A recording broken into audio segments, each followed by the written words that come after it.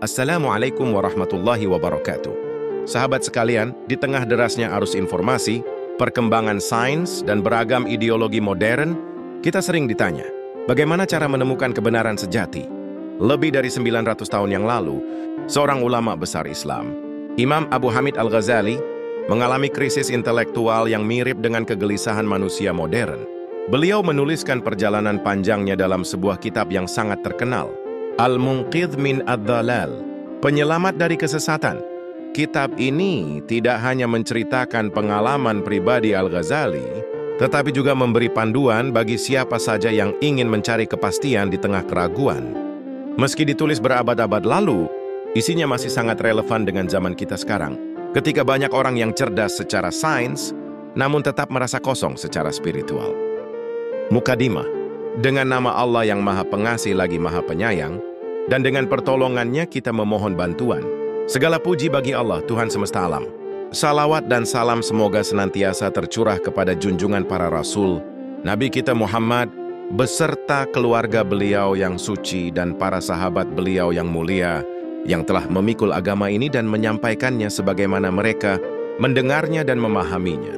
Shalawat juga bagi para khalifah yang mendapat petunjuk, Abu Bakar Ash-Shiddiq, Umar Al-Faruq Amirul Mukminin, Utsman bin Affan yang bergelar Zu An-Nurain, serta Ali bin Abi Thalib, ayah dari Hasan dan Husain, suami dari Fatimah Az-Zahra, pemimpin wanita seluruh alam. Semoga Allah meridhai mereka semua. Dan juga bagi para ulama yang merupakan pewaris para nabi, sebagaimana sabda Rasulullah, Amma ba'du, ketahuilah, semoga Allah merahmatimu dan menunjuki engkau kepada kebenaran, bahwa agama ini telah dijaga dan dilayani oleh para ulama. Mereka menghabiskan malam demi malam untuk menuliskannya, menyusunnya, dan mengarang kitab-kitabnya. Mereka menempuh perjalanan jauh dalam rangka menuntut ilmu, hingga perpustakaan di seluruh penjuru dunia dipenuhi dengan karya-karya mereka. Maka semoga Allah membalas mereka dengan balasan terbaik.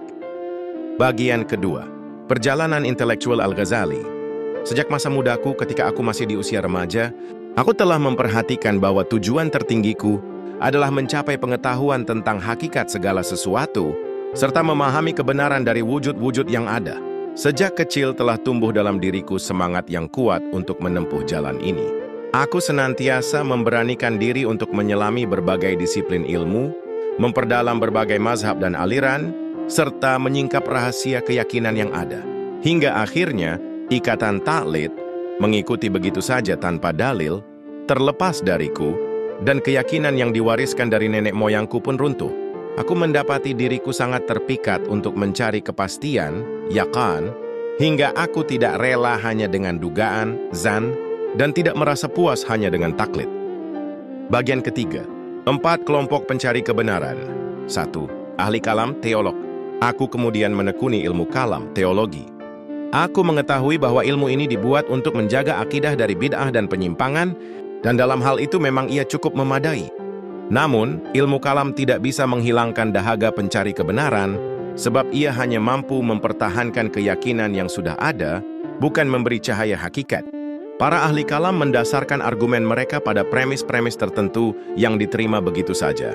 Tapi jika premis itu dipertanyakan, mereka tidak memiliki jawaban yang memuaskan. 2. Para filsuf. Kemudian aku mempelajari filsafat. Aku mendapati bahwa ia merupakan ilmu yang halus dan mendalam. Akan tetapi di dalamnya bercampur antara kekufuran, bid'ah, dan kebenaran. Maka aku memilah-milah ajarannya dengan cahaya syariat. Sebagian besar tujuan mereka dalam logika dan ilmu alam tidak bertentangan dengan agama. Namun dalam masalah ketuhanan, ilahiyat, mereka banyak melakukan kesalahan sampai-sampai jatuh dalam kekufuran pada 3 hal. 1. Keyakinan bahwa alam ini qadim, tidak bermula. 2. Penolakan mereka terhadap pengetahuan Allah terhadap hal-hal kecil dan rinci. 3. Pengingkaran mereka terhadap kebangkitan jasmani di akhirat. Karena 3 masalah ini, para ulama Islam sepakat mengkafirkan mereka. 3. Kelompok Batiniyah, Ismailiyah. Kemudian aku mempelajari mazhab Batiniyah, Ismailiyah. Aku mendapati bahwa mereka mengklaim bahwa ilmu memiliki 2 sisi, lahir dan batin.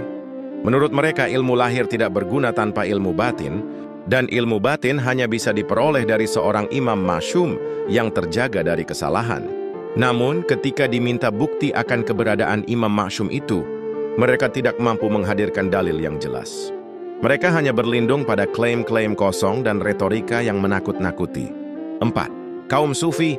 Akhirnya aku mendalami jalan kaum Sufi. Aku mendapati bahwa tujuan mereka adalah penyucian jiwa, pembersihan hati, berpaling dari dunia, dan berhubungan langsung dengan Allah. Aku menyadari bahwa ilmu mereka adalah ilmu yang paling sempurna, keadaan mereka adalah keadaan yang paling benar, dan jalan mereka adalah jalan yang paling lurus. Namun hal itu tidak dapat diperoleh hanya dengan mendengar atau membaca buku.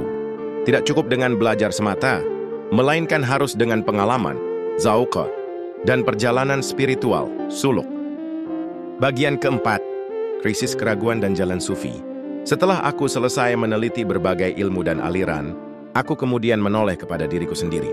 Aku melihat bahwa aku masih tenggelam dalam keterikatan duniawi, dikepung oleh berbagai kesibukan dan ambisi. Aku merenungkan keadaanku, lalu aku sadari bahwa seluruh amal dan pekerjaanku bukanlah murni untuk Allah Subhanahu wa Ta'ala, melainkan demi kedudukan, kehormatan, dan kekuasaan. Aku pun yakin bahwa aku sedang berada di tepi jurang yang rapuh. Hati menjadi gelisah, dada terasa sempit, dan aku mantap bertekad untuk meninggalkan aktivitas mengajar dan menyendiri untuk beribadah. Namun, ketika aku hendak keluar dari lingkaran itu, nafsu dunia menahanku dan berbagai rintangan menyerangku.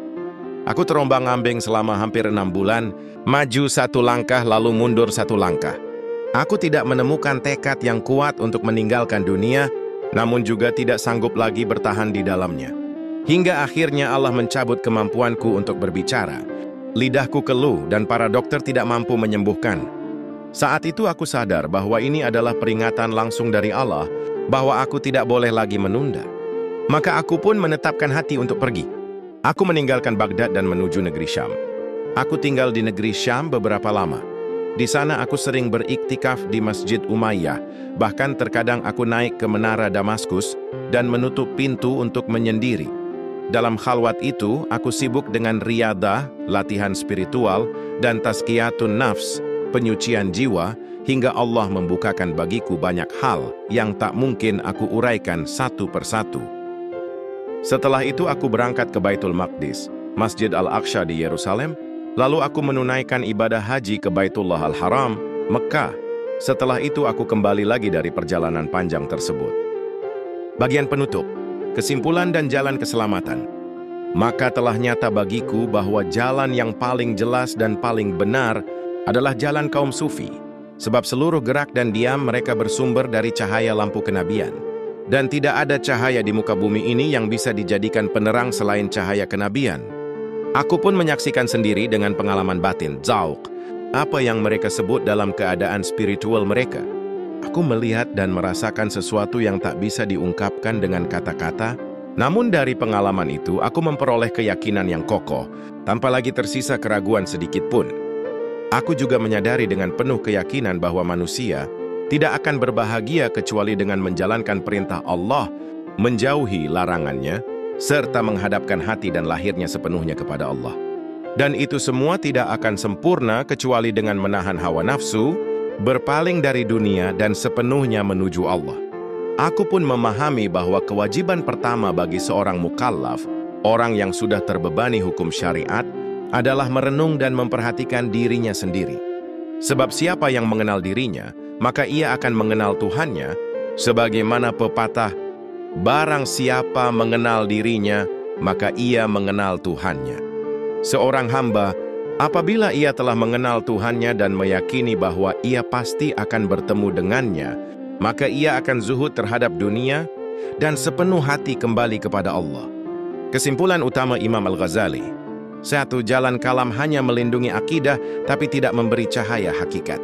2. Jalan filsafat bercampur antara kebenaran dan kesesatan, dan berbahaya dalam akidah. 3. Jalan batiniyah, ta'limiyah, ismailiyah, rapuh, hanya berdiri di atas klaim kosong. 4. Jalan sufi adalah jalan yang paling benar, karena bersumber dari cahaya kenabian. 5. Keselamatan manusia hanya ada pada ketaatan kepada Allah, menjauhi larangannya, menyucikan jiwa, dan kembali sepenuhnya kepadanya. Sahabat sekalian, Dari perjalanan Imam Al-Ghazali kita belajar bahwa akal dan sains sangat penting, tetapi keduanya memiliki batas. Pada akhirnya, yang bisa benar-benar menyelamatkan kita adalah cahaya kenabian, penyucian hati, dan kedekatan dengan Allah. Itulah inti pesan dari Al-Munqidh min Adh-Dhalal. Keselamatan hanya ada pada mengikuti Nabi, membersihkan jiwa dari hawa nafsu, dan mengarahkan hati sepenuhnya kepada Allah. Semoga kita bisa mengambil hikmah dari perjalanan beliau, agar di tengah kemajuan ilmu pengetahuan hari ini, kita tidak kehilangan arah, tetapi justru semakin mantap menuju Allah. Wassalamualaikum warahmatullahi wabarakatuh.